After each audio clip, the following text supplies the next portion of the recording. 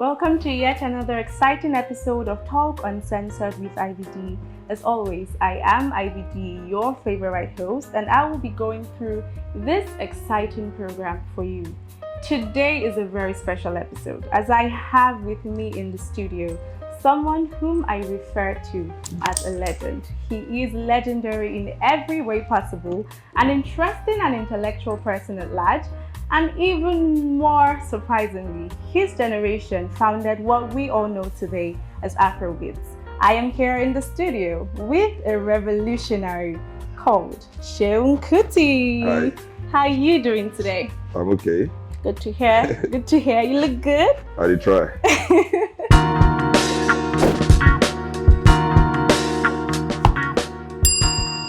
I'm very happy to hear that. Thank you so much for taking out time out of your busy schedule to be here with us. Yeah, a little too much time. Well, thank you, Stu. It's really very much appreciated. So on Talk Uncensored with IVYDEE, basically, we get to have uncensored conversations on intimate or not so intimate topics, right? We get to talk about everything and anything. Are you ready for me? Yeah. Okay. Yeah. So, simple question. What would you describe yourself as? What would you say you are? Well, SEUN KUTI, dad,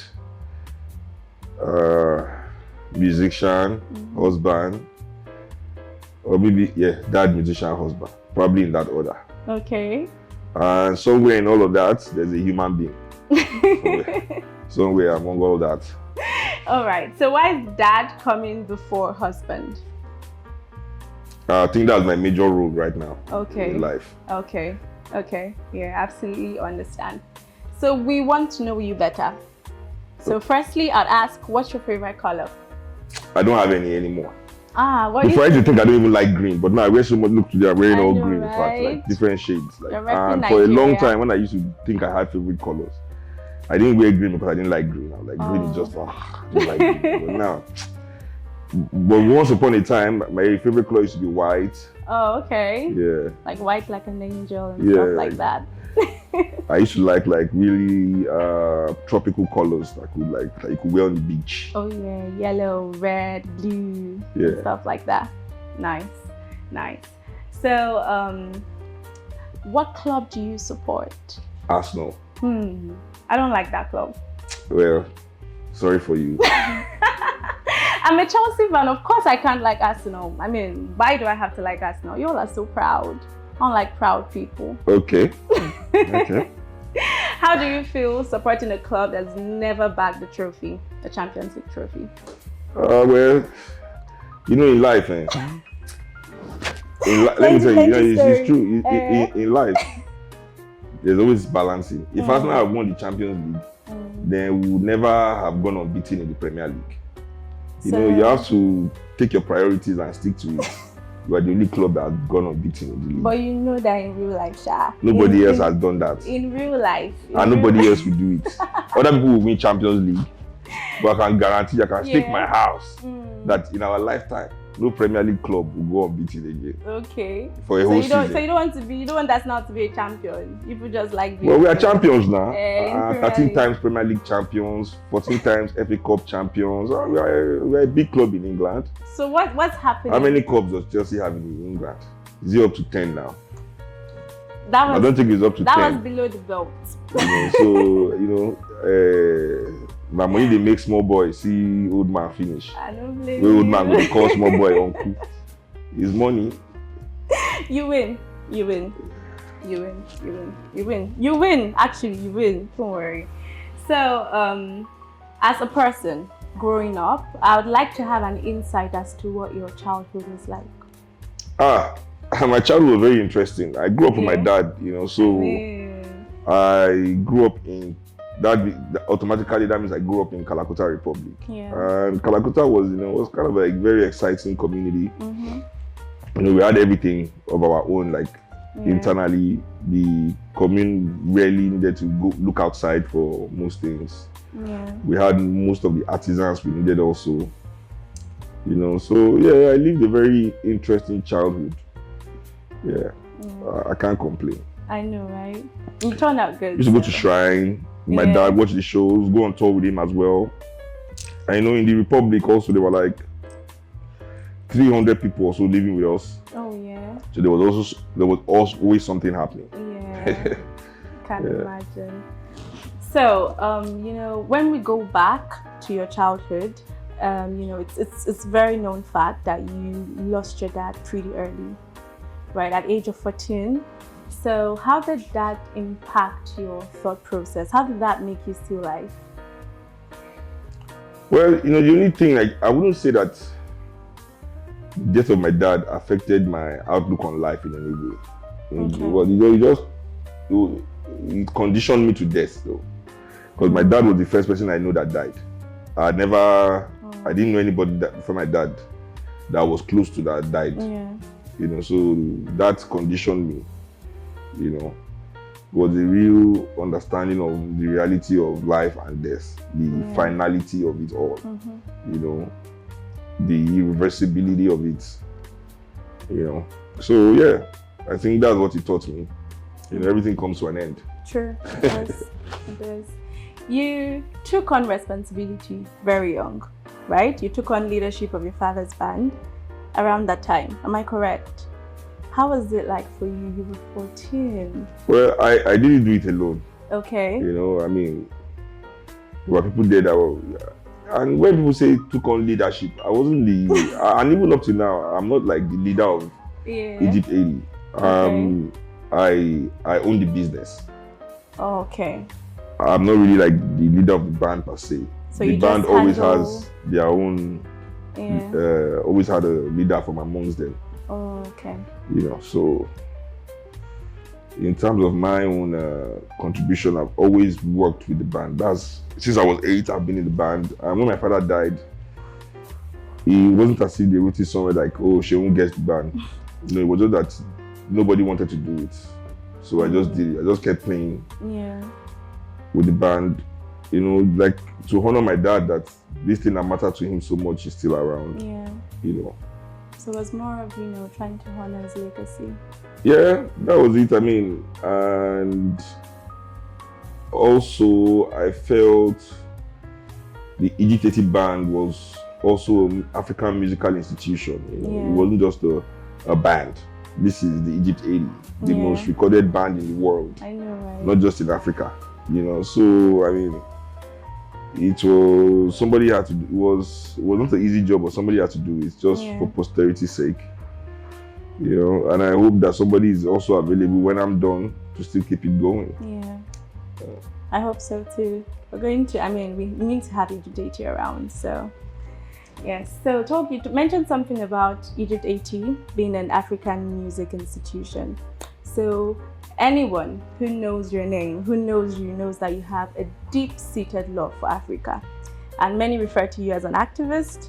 And I saw that in an interview, you referred to yourself as a revolutionary and not an activist. Yeah. So I'd like to know what the difference is to you, what the difference is for you. So what's the difference between an activist and a revolutionary? Where did you stand to say, I am not an activist, but a revolutionary? Because activists seek to make things better within oppression. Within oppression? Activists don't mind that there is oppression. Just take it easy on the people. Okay. Reduce the oppression. Yeah. Please, sir. Don't oppress us too much, sir. Reduce the school fees, sir. Instead of 5 strokes, make it 2, reduce the fuel, sir. That's the job of an activist. Oh, look at all these motherless babies. Let's build orphanage for them, sir. Please, ma, donate food for them, sir. You know, and then if there's a problem in government, you go and complain to the government to try and do better about it. If it's a political problem, I mean, whatever it is. That's why NSAS ended with us allowing the perpetrator, which is the government, to hold a panel that it constituted by itself to judge itself for the crime that it has committed. And at the end of the day, the panel now found it guilty. The government now said it disregards its own panel. The panel altogether. And Nigerian youths, you know what annoyed me part? You know that they did not face the government. Yeah. They did not question all the people that advised them to line up behind that panel. And they still allowed the people to continue to talk to them, to advise them, as if these people want what's best for them or they care about anything. Yeah. Anyway, that's another story. But revolutionaries seek to end oppression. We don't seek to work with it. We don't want to compromise with it. We don't want to reason with it. We don't understand it. We don't want to understand it. We know that it must end. It must go. Yeah. And the issue with the world is that the most oppressed, don't have the information of liberation. Liberation information is so niche. All the information people get is distraction. So that makes it difficult for majority of people that even need to free themselves from oppression to act in that way. You're made to feel like you are special because you can afford your comfort within oppression. Oh, I'm better than that guy. Yeah, I agree. I absolutely agree. You mentioned something about liberation materials, and the last time we got to meet, I saw you reading a book, Black Athena. I'm not reading it, I'm studying it. You're studying it, exactly. So I feel like that book is integral to liberation, as you call it. Not really. Just Okay. part of the information that we must have. Yeah. No, that book is just history. Okay. I have the 3 volumes. I've had them for about 3 years. But I started reading it last year. I read the first volume last year. And when I went to jail last year, the 8 days I spent there helped me to actually read the book a lot because it's actually a tedious book to read. It's just research and it's very academic. Yeah. It's boring. It's not a revolutionary did not write it. It was written by a professor. Just explaining history, in an academic way. Yeah.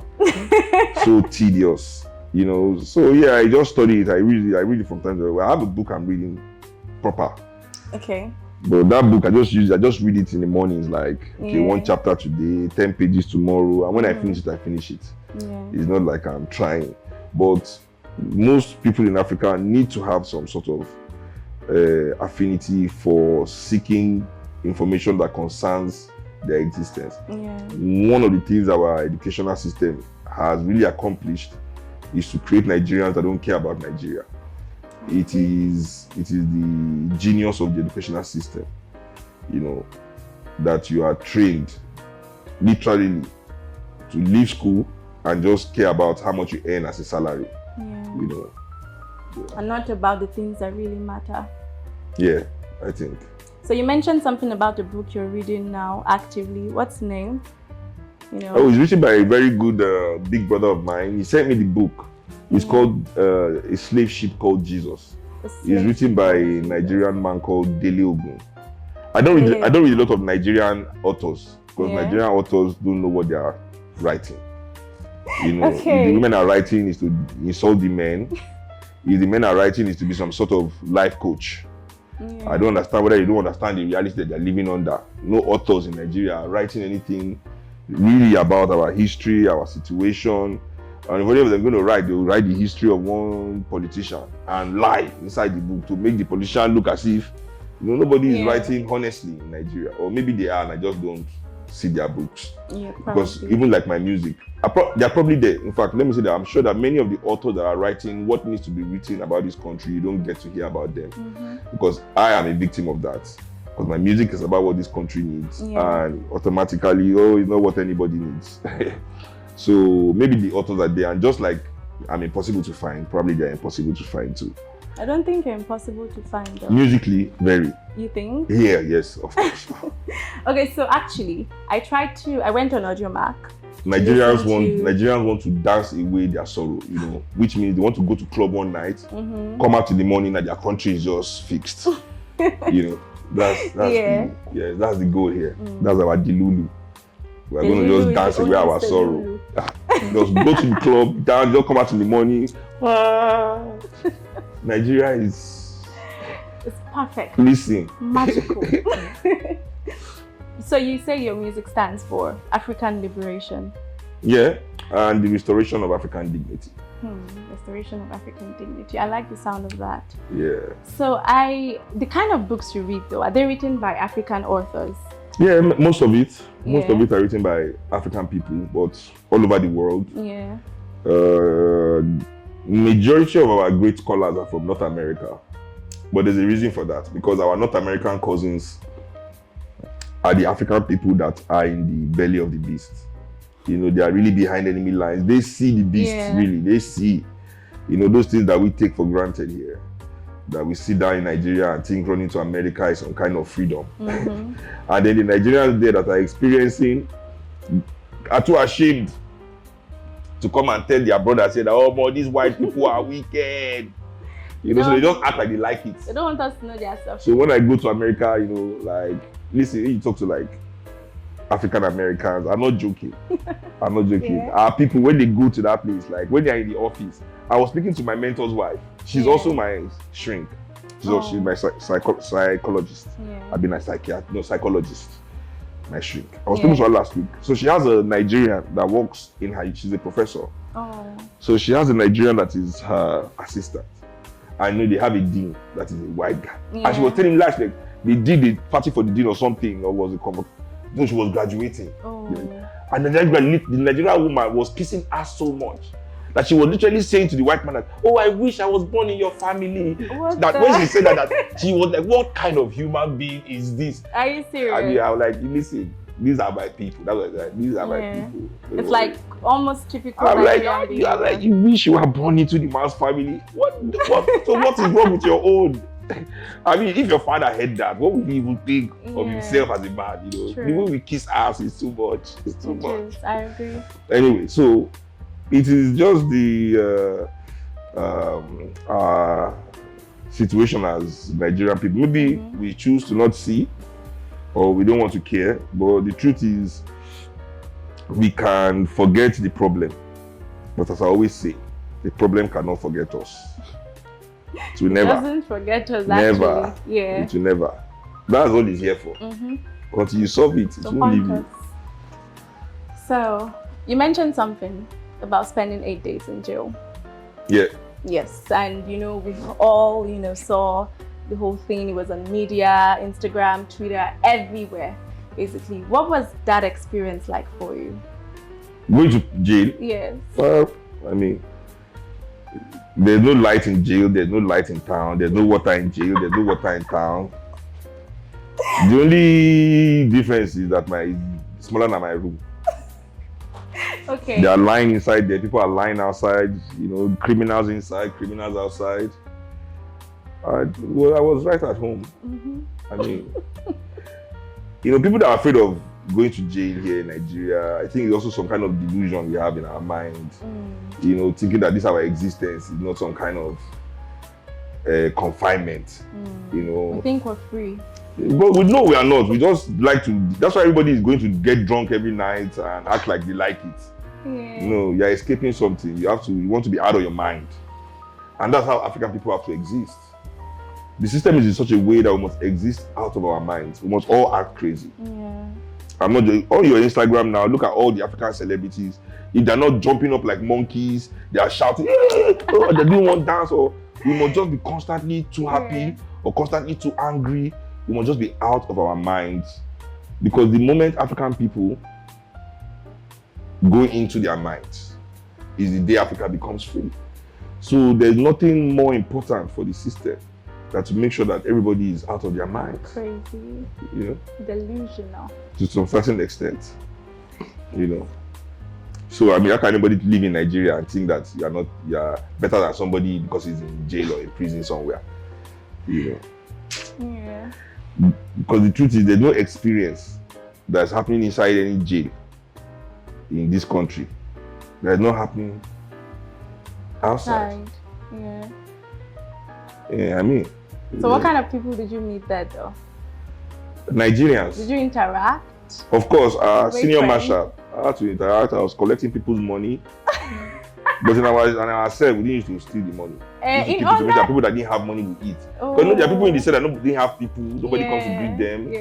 So you see, state money is to take care of all the. You can't just be living like a big man in the cell. So you did this. You have to collect it.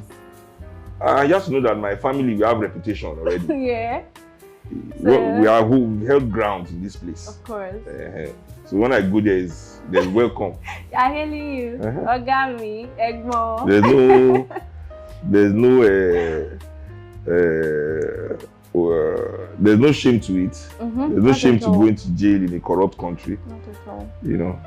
I agree to that. I really do. I mean, so you're a husband and a dad.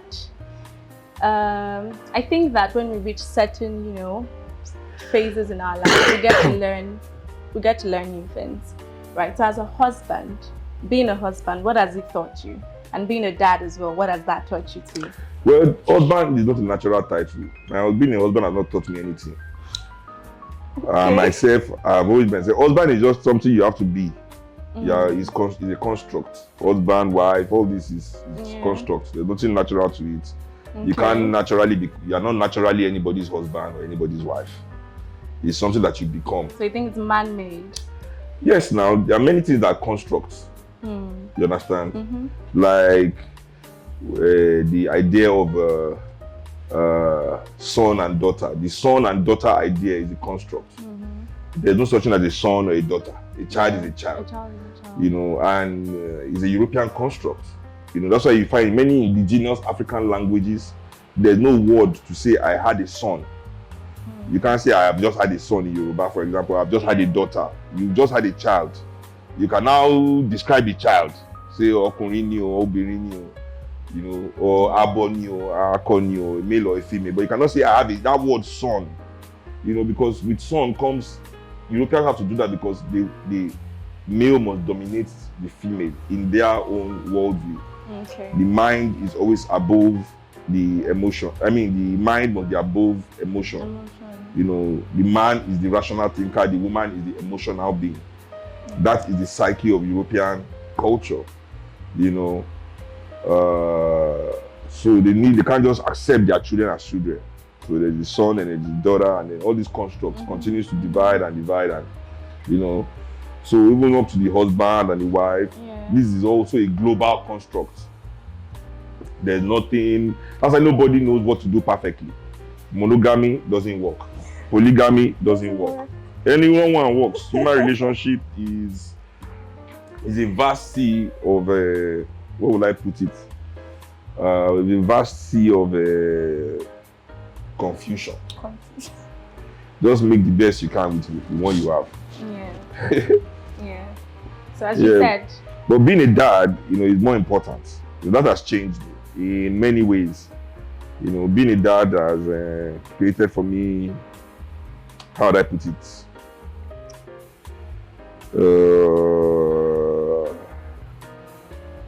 Out of body experience. Because I'm no longer just myself. I don't do things thinking I'm alone. Or there's a part of me outside of myself that I always have to care about.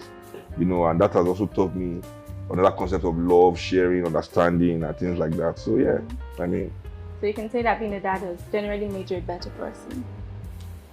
I don't know if it has made me a better person, but I'm more aware. I have to say, I'm more aware. Now, talking about being a dad, you put out a video not too long ago as regarding the whole DNA thingy, right? Saying... I didn't put out a video about it. The video was about Very Dark Man. And I was saying, why are people saying they don't like Very Dark Man? Because DNA, people should be wives. You're talking about wives and husbands and DNA, and the husbands are supporting him, and the wives are saying they don't like him because he's the one advising their husband to do DNA. So I'm saying, no, that is just... The man is in his opinion. If your husband is buying it, because your husband is biased towards that kind of opinion. It has nothing to do with Very Dark Black Man. And even the men, there's a power. This thing is all about power. There's a power play in every relationship. So it's all about the power. Men that ask for DNA are men that are more powerful than their women in the relationship. Men that feel that they have things to lose. So my problem is if Elon Musk's daughter tells a Nigerian guy that you are the father of this pregnancy I have right now, and even though this Nigerian guy knows he has never even seen the pants of Elon Musk's daughter, I'm guaranteeing you, I'm staking the house on it that he will accept that pregnancy. True. If now the grandfather Elon Musk say, "What? I want DNA," that Nigerian guy will be the one to fight. No, that DNA will never be done.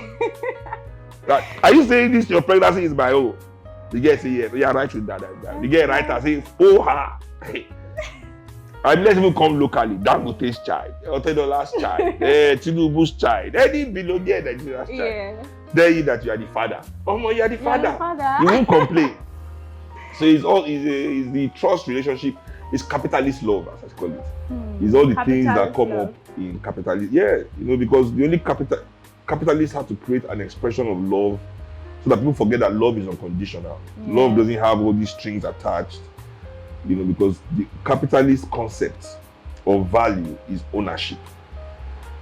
Anything that cannot be owned has no value. And since when human beings were owned, if they born you well, just put a scratch on somebody's slave, it will bring hell on you. I'm not joking. When human beings were property, we were the most protected. Only the owner can do with you as he likes. You don't go let anything. They gave the best healthcare to the slaves. The housing was free. They fed them. They gave them clothes. They gave them entertainment. All the things they basically pay for now was free for the slave. You understand me? But since you are now free, that nobody can own you, anything can happen to anybody. Nobody cares. The way nobody can own the river. All the rivers in Nigeria polluted. All the rivers all over the world polluted. The sea. But you cannot throw biscuit paper in somebody's swimming pool. It will kill you. So that's the concept of capitalism. There are things that cannot be owned. And it's those things that cannot be owned that make this world valuable, that make this world experience beautiful. It is our forests, it is our rivers, it is the oceans. It is these things that capitalism is destroying before our very eyes. In fact, we all know that our planet is on the precipice of destruction, and we still continue to follow these people as if we cannot see it. Lagos yesterday was 36 degrees Celsius. 36 degrees. Everybody is just living their life, continuing, and people are dropping dead in this town like flies. Nobody cares. Heat stroke is killing people every day. Nobody, let's say he fall down and die. Nobody cares about anything here. As long as it's just affecting black people. And we are not even the reason why we are dying. Some idiots called capitalists destroying the world in Europe and America, and we are over here paying for it. So when people cannot be owned, capitalism can only express love by romance. That's why the capitalists will tell you that because they have money, your girlfriend loves them. And all women in the world have also been programmed to think that they love all the men with money. That any man with money is just the best man. Until they now get with the man, he has to beat them, abuse them, puff daddy them. They now come outside and go and say, I'm abused, I want to. So this is all the toxicity of capitalism. This is what it spreads into relationships, is that power. So a man in a relationship that has money cares more about his money and his assets. It's not because he doesn't love the children, right? Or except he really doesn't love them. Because if you have raised a child for 10 years, 15 years, I'm telling you, if I've raised a child for 10, 15 years as my child, no DNA test can change that fact. True. Because I'm a honest person. I know I love my child. So regardless what the DNA says, I might not be the biological father, but I'm the legal father. I will fight for that legal right, because you must definitely have some kind of love for the person that you raised, nurtured. Except, as I said, capitalists are incapable of love. They only love their money, their assets, their things. They love things. They cannot stand people. The things that they own. So when you say somebody is your own, you objectify. You turn that person to a thing that you can fold and put in your pocket and control and tell to sit down, where to go, when to come back home. And without those things happening, people don't feel loved because they cannot control. And human beings are not meant to be controlled. That's why everybody is heartbroken every time. It is those things that you say that you don't like that person must do because the person wants to feel human. Yeah. So it's like in our nature to just do things that we want to do. Exactly. So when we understand that when you love something, the first sign is to be able to let it go. They will now understand. You now would know that we are not doing. All this one we are doing is romance. What everybody is doing is romance. And romance guarantees that the richest men in the world gets the best women. You cannot out-romance Bill Gates. No matter the poetry you can write, Bill Gates will pay the best poet to write his own poem. You will write your own from your heart. He will pay the best poet. He will write me nice 8 lines that will drop her panties. How much you need? You buy 10 rows, you buy 10,000. You take her on boat cruise, you buy a yacht. You take her on vacation, you put her on private jets. Take her to Mars. Listen, you're not going now. You take her on space ride. When do you want to? Can you take her to space? Say, come, let me take you to space in my rocket. Leave that small boy in his private jets. So that's the way the world is set up by the capitalists. So that when people begin to see themselves from this prison only, see themselves as only valued through these things, then these people can be the ones as despicable as they are. Don't get me twisted. If they were good people, if they were honorable people, yes, I will understand. But these are the worst human beings, the most despicable human beings. That's why they will all tell you Elon Musk is a genius. But they will not come and say that he's a dunce for recalling the whole. So where is the genius if the truck they put on the road is not working well? If it was an African man that did that thing now, it was one of the issues I have with Daddy Freeze during the whole COVID thing. Madagascar was the first country to release vaccine. 12,000 people now died or something like that out of people that took the vaccine. All the press were yabbing Africa. Daddy Freeze too was yabbing. And that's Daddy Freeze. First of all, many European medicine that we take has side effects. I kill people every time, but they don't put it in the news. We are still doing that argument. Europeans rolled out their own vaccine. How many people have died from taking that vaccine? Since they've administered that vaccine in pro sports, how many footballers have slumped on the pitch with heart problem? It is definitely the vaccine, but nobody wants to talk about it. It's all right because it's all white. So that's how the world is. That they have been able to forge into our subconscious some kind of superiority of ideas, and like we are just here to copy and paste whatever it is that they have done. And that's why we are in any way impressed by the modernization of our society and not angered by the lack of development. Because every single thing that happens in this country is modernization. There's no development. There's no time. They've not invested one dime in development. So modernization, newer buildings, phones, newer electronics. You can look at they can use their money to build some new shape building that you can see, or some new things, some new car. Modern things can come in because all modern things assist business to grow. But we, the people, need development. Where is that? Still in the capitalism framework, still. Yeah. Growth, development, money. Yeah, but how can you preach infinite growth in a planet that is finite? Okay. Our planet is not inexhaustible, right? It's not. Right? It's a finite thing. So how can somebody say that things can continue to just be bigger using the resources of this finite planet? So it's not a smart analysis. That's why we have climate crisis, and they are the ones now complaining. Oh, the world is there. Oh, we have to go green. Oh, they bring problems and then bring solutions for us but it was not a problem in Africa. We lived here for thousands of years with all the knowledge available today, because most people don't understand. They think that there's something happening today that wasn't happening 200 years ago. There was a model of the steam engine. The steam engine, there's a model of it in the Museum of Cairo that has been built 400 years before who they say invented the steam engine was born in Scotland. So it's not as if ancient humans did not have these ideas that we have today. We are so pompous today because of all these our little black screens and cars we drive around and clothes that we wear. We think that we are special than we think that we know something today that they didn't know, but they just didn't implement it, because in those days science had to be natural. Knowledge had to be one with nature. Whatever you have discovered that cannot merge with nature was not accepted. You understand what I'm saying? Guns and cannons. See, the gunpowder had existed for 1,000 years before the gun. It had been in Africa, it had been in Asia, it had been everywhere. You know what they use it for? Fireworks and entertainment. It took one group of people to say that, I can take this thing and put it behind the iron ball, aim it at somebody else and kill that person. It was one culture, only one culture. And that's the Western culture. Exactly. And it's a destructive one. Exactly. And that's the same culture that created capitalism. It's a culture that needs to control, to dominate, and to annihilate. These people have fought 2 world wars. 2 world wars. They have over 10,000 nuclear weapons between them. Do you know how many nuclear bombs you need to destroy the whole world?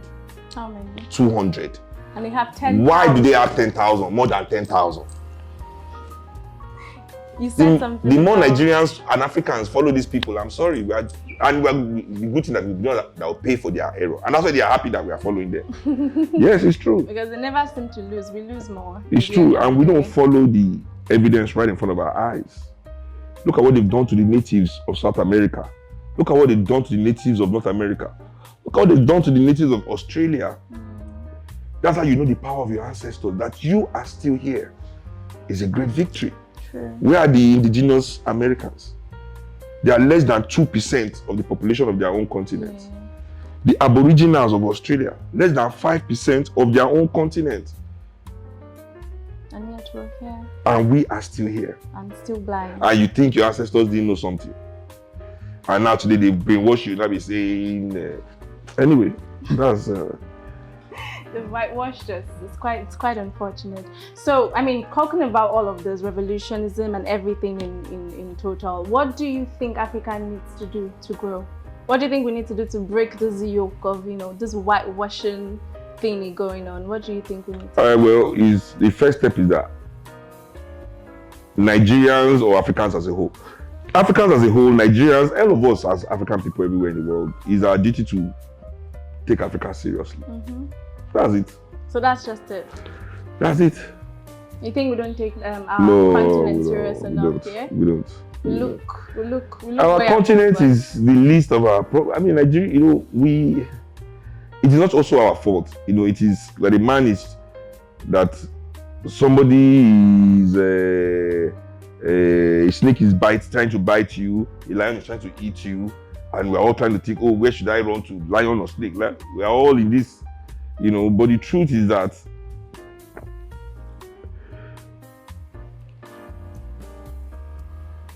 maybe if we face the lion and the snake together, they will run from us. Maybe. I mean, we're great force. We can do that, don't you think? Maybe. But, I rather, in my own mindset, I rather struggle for there to be a functioning public school that is affordable for everybody in my community than for me to be doing charity and paying somebody's school fees or 1 or 2 children's school fees to be able to go to school. So these are the things that I feel that we as Africans can do for ourselves. I mean, in Qatar, people don't even pay taxes. Education is free, healthcare is free, housing is free, you're guaranteed a job. And what do they have? What do they have? It's only oil. We have oil, we have manpower. They don't even have the manpower that we have. In the next 20-25 years, Nigeria's major resource will be its workforce of youth between the age of 18 and 35 that will make up 65% of the whole population. In the next 20 years, the entire population of this country will be between the age of 65% of this country will be between the age of 18 and 35. Imagine that immense workforce. But what do you want to do with them? They should maybe you carry chair, carry table. They should drive you. Yes, sir. Yes, ma'am. Open nightclub for you. There's no real investment in opening up the opportunities of this world to young African people. In the world of sports alone, badminton, swimming, tennis, golf, hockey, football. We already do a lot of football, but our league is still not even leaguing. The league is not giving league. It's not giving league. But now there's this thing in Lagos. I might start to go and watch them just to have something to watch in Lagos. But, and that is because our elites are not investing in the sport. But there's so much to do in sports. So many sports in the world that lots of young people can be engaged in. And take them off the streets. In the world of real high professionalism, high-tech world, rocket sciences, rocket engineering,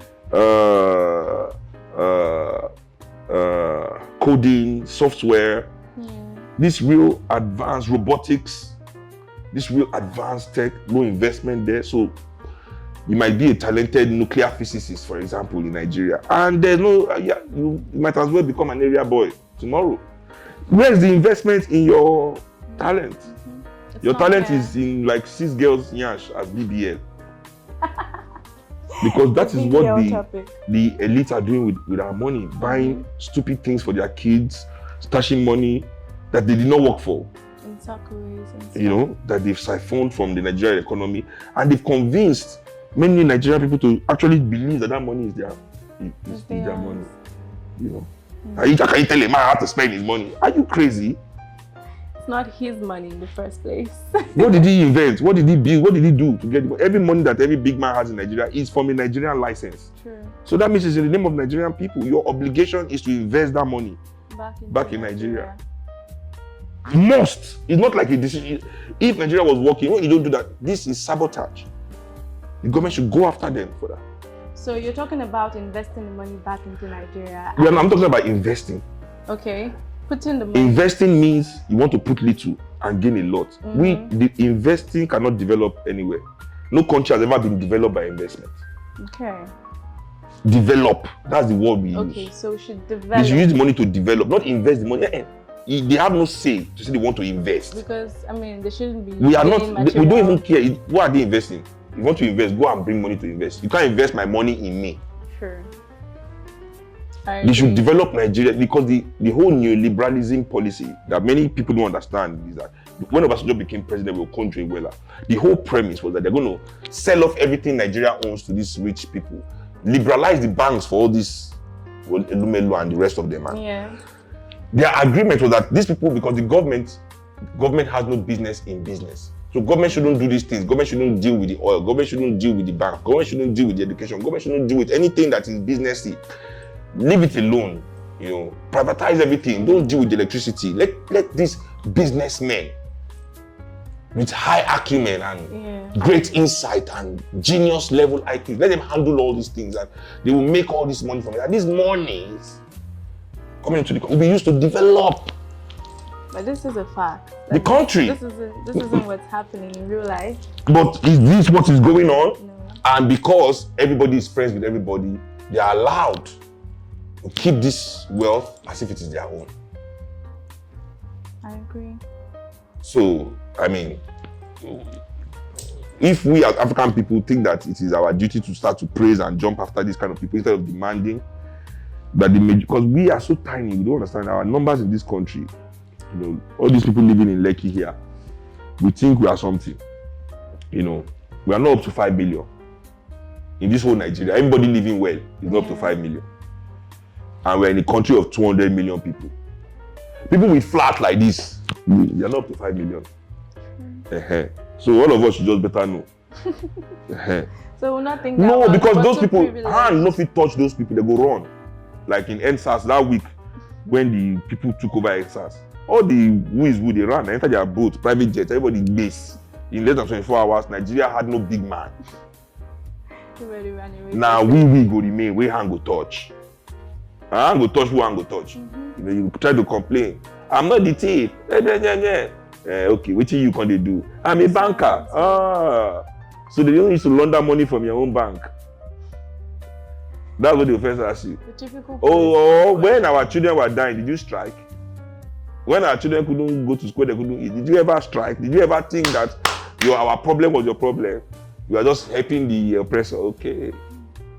Collect. I'm telling you, there's no escaping it. True. There's no escaping it, you know.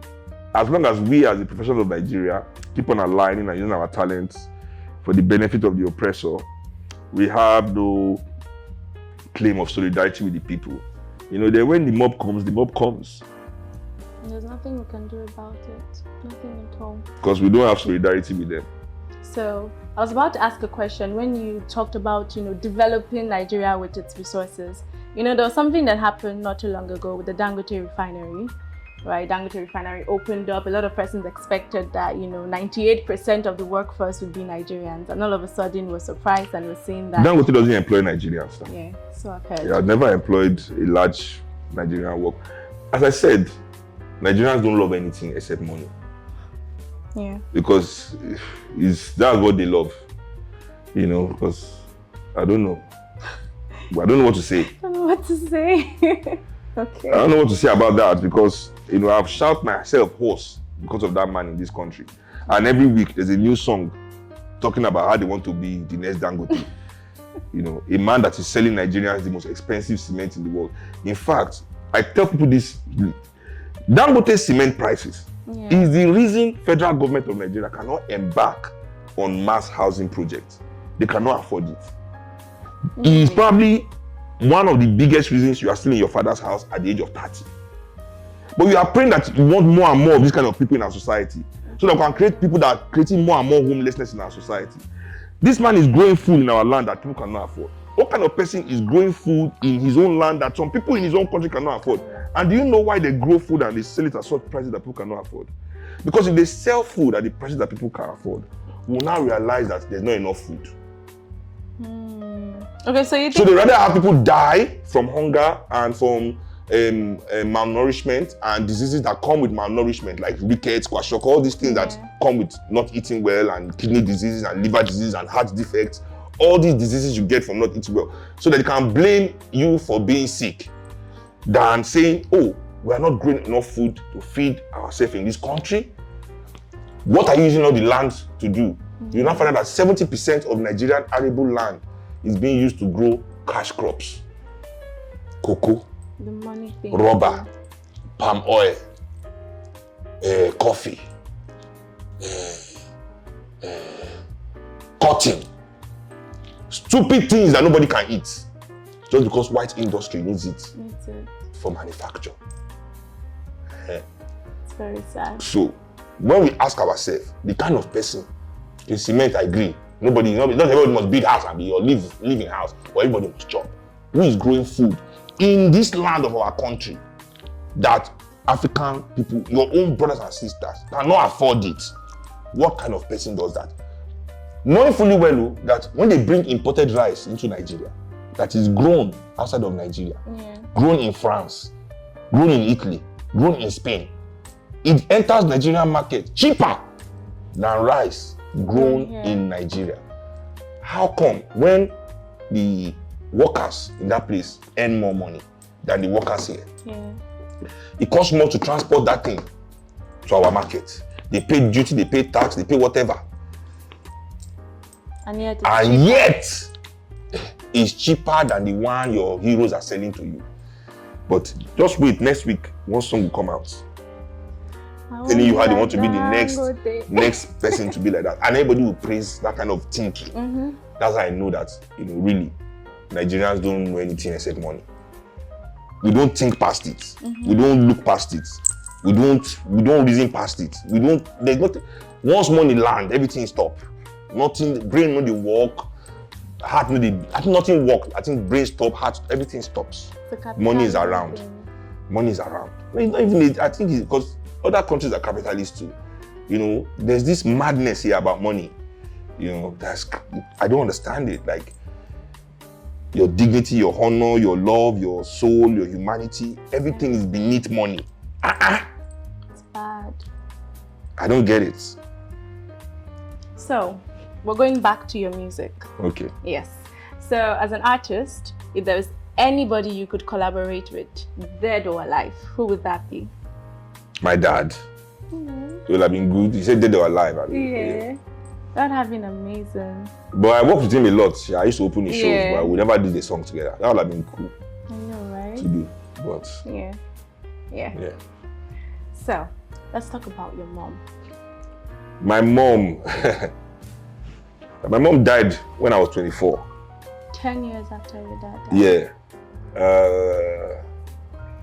Me and my mom were not really close. She was from Koti, Ekiti. We were not really close when I was growing up, but when I became an adult, like 20, 21, we got a bit closer, you know. My mom was a tough parent. You know, very tough. You weren't close when you were younger? No, not really. My dad was tough too, but me and my mom, our spirit just didn't, like, we weren't the same person, really. So that was it. Yeah, my mom, she worked with my dad for a long time too. Yeah, they lived together. I don't really talk about my mom much because I don't really know what to say. Other than, well, I am the musician I am today because of her. You know, that's one thing she did in my life. If she didn't do anything, growing up, that mama made sure I was practicing every second of my life. If there was nothing I thought she didn't do, that one, she made sure I was practicing every second, you know. Yeah, both my parents are gone, you know. Yeah, so my mom was, and she was, and you know, she recorded about 40 albums with my dad. Wow. You know, she very integral part of his organization. Yeah. She used to keep his money, you know, and she used to be the one to cook for him, you know, and they had quite a close relationship. Yeah, that's really sweet. So you said you got to become, you know, close to her as an adult. What was the kind of relationship you shared then? No, because now I'm a grown man. I don't get baby. Anybody to tell me any rubbish again. So everybody just respect yourself. Let's respect ourselves and move on with our life. Yeah. You know, yeah, but apart from that, we're cool. She worked with me too for a while, you know, because she was in the band. So she worked with me too for a while. I think almost when she passed, she was working with me. You know. Nice. So, coming back to the Nigerian music industry, again, is there any particular Nigerian Afrobeat artist that you respect or admire or like? Any one of them? Of course. I do not have friends in this industry. Exactly. So at least I respect all my friends and like them. Yeah. Yeah. So. Very diplomatic answer. And I think if I respect everybody in the industry, and I like everybody in the industry, except you don't respect or like me. Okay. So it's like a reciprocal thing. You like me, I like you. You don't like me, I hate you. Exactly. All right. Okay. It was really nice talking about all of these things with you. If time would permit, I'd like for us to play a game. A very simple game. Oh yeah, hurry because I have to leave this island. It's 3 o'clock. You said that on camera. Okay. Yeah, so. Color red because you're an Arsenal fan. So, you know, you can show that to the camera. There's never and there's I have. So I'm going to be asking you a few questions. If you have, you say I have. Never, never. Okay. All right? Right? Okay. Never have I ever broken a bone. Broken a bone in my body? Never. You don't share it. You live very far with it. Okay. Never have I ever Googled myself. Oh, I have. I know, right? In the beginning of my career. Oh yeah. No, when Google just came out. You're like, let me know. Let me see. Let me see. But now I know everything I need to know about myself. I know, right? So, never have I ever seen a ghost. And if you have seen a ghost, you are crazy. So ghosts don't exist? You are crazy. If you ask that question too, you are crazy. I'm sorry. Go on. Okay. Never have I ever stalked someone. If we break up, go and delete me from my Instagram. Oh wow. Block you. I know if we are friends, I won't block you, but delete. Yeah. I know they see your life. Because you do kind of things that make you go and make mistake. You go see one post again, say, make I go big. Erase everything. Lock up. Never have I ever been cheated on. Women. Men, not be person here can do the cheating. Why? What is women in this matter? Sorry, men. Men and women. We're all the same. We're all the same, right? I agree. Okay. Never have I ever sleepwalked. Never. Are you telling me? Never have I ever stolen money. From parents or? Stolen money, generally. Don't you? I used to raid my dad. Because my dad used to have a bag of money like this in his room. Bag. Yeah. Bag. And young Shane would just go. Bag, Lama pay. Bag. You know, so when you raided him then, what did you use the money to buy? No, not be say raiding, not titi ben, yeah. You see, I won't take that. I had them just to put some cash in pocket. Come on, boy, was street. Come on, be oh. We get a Jamie pie, call it meat pie. Get a cook, call it cook, call it she. All right. Never have I ever had a relationship last less than a month. Never have I ever had a relationship last less than a month. Have you ever? Never. No. If I'm in a relationship, I'm in a relationship. Yeah. We'll do it well. We'll do it well. Okay. Never have I ever said I love you to someone by accident. By mistake, it just No, come out. there's no mistake. Nah. That means you mean it be that. But if I try to see, if I've lied to somebody that I love them, yeah, never. Okay. The girl will knock you now. You don't have to lie that you love her. It's true. Men that do that thing are very wicked. I know, right? You know, and women that do it too. Women too do it. See, we are all useless. Men and women that do that thing. Stop it. Warning, stop it. The Don't guy be wants to wicked. knock. The girl, why must you be lying on top? I don't need. I love you. I know you're running. Okay, so we're done with the never have I ever game. Hallelujah. Wait, 2 more questions. Last questions. Without the never have I ever. Your most embarrassing moment. I fell down on stage. Oh. What did you say? I was like, no, that's not the one. Oh. I was even grown. When I fell down on stage, I was like, the day I fell down on stage, it wasn't even embarrassing. It was at the old shrine. Okay. And it wasn't embarrassing because my brother just fell down before me. So, and his own falling down was so bad. And people were still talking about his own. So, me, I was at his gate, I might fall. So, when my own fall wouldn't happen, and he caused it because he went to go and polish the stage. Oh, okay. So it was Anyway, not your fault. it was slippery, so when my own time was to fall down, I was expecting to fall, so I could break my fall. I didn't just fall down, yakata. But the most embarrassing, I can't believe I almost forgot about this. I was like 9, as I said, I used to open the show for my dad. Yeah. So we're on tour in the States, and we're playing in Connecticut, outside America. I sold that, fella show now, usual, big hall, everything. And I went to this event center. There was an arcade room, and I was playing game. I didn't forget I had to go and play show for my dad. I was just playing game. And then it was my turn. Everybody was looking for me. They now found me where I was playing game. She was your turn. You have to go there. They dragged me back. Said, I have to wear my clothes. So I told my sister to help me tie my shokoto because I was wearing my shirt. She tie my shokoto. My stupid sister, instead of tying it, she just pulled it like this, rolled it, and took it back to my trouser. So I went to stage, thinking she had tied my shokoto. 2 minutes into my show like this, my pants just dropped. Piam! I was 9. Oh my God. That's why now when I'm on stage, nothing phases me. I know, right? Anything can happen. It's part of the show. That one has already taught you. Listen. Trauma. Well, yeah, that was an embarrassing thing. Not the falling down. The falling down wasn't as bad as that. Bad, yeah. Craziest rumor you've heard about yourself? People talk about you, definitely. So what's the craziest thing you've heard?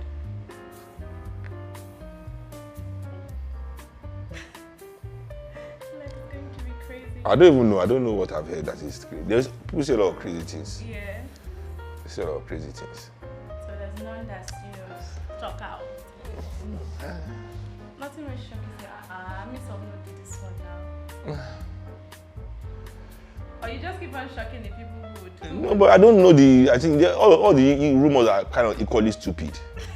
Okay. Yeah, it's true. They're all equally stupid, Such as. Okay, in the last election, they say I was in APC. All Labour Party members think they wrote letter to The Hague. Seriously? That me, I am a bigot. That I'm putting Igbo people's life in danger in Nigeria. They've done that one. Okay, that's crazy. They say I'm in Eye Confraternity because my name is Big Bird. What else have they said? They said I'm gay because I paint my nails. They said I'm gay. But your nails are not painted now. No, I've not had time because I've not had time to go to the salon. What even happened that I've not painted my nails? What happened that I didn't go to the salon for like a month now? Oh, a month? I've not had time, but I will go. Something happened to my hand. I forget things easily. Is it the early onset Alzheimer's? I don't even know. But I know I didn't go and do my nails. I only paint one hand. I've not had time to go and do it. And then they just No, because I did henna. Oh, okay. I did henna. I didn't know that thing beautiful. takes 1 year to leave your hand. Seriously? So no. The one you do on your nails. Okay. So it has been there, just living like 3 months. See now. Oh, yeah. Oh. There's still some of it here. Okay.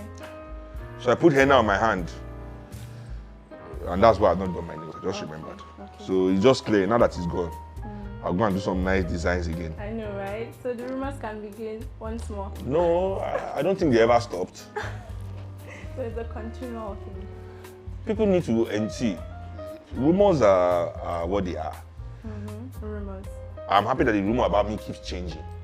It's not the same thing. It's not the same thing. If the rumor is one thing, then it's true. It's true. True. Constant lies.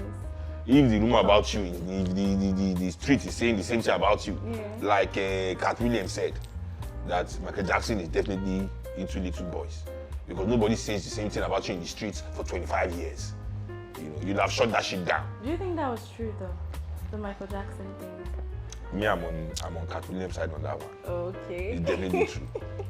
I don't even want to know. There are people like me who believe that it isn't anyway. Everybody's their opinion. It was Me, a pretty I believe- exciting time today with the legendary SEUN KUTI on the Talk Uncensored with IVYDEE talk show. We had such an amazing time answering questions and playing games, and I hope that you enjoyed this episode as much as I did whilst interviewing him.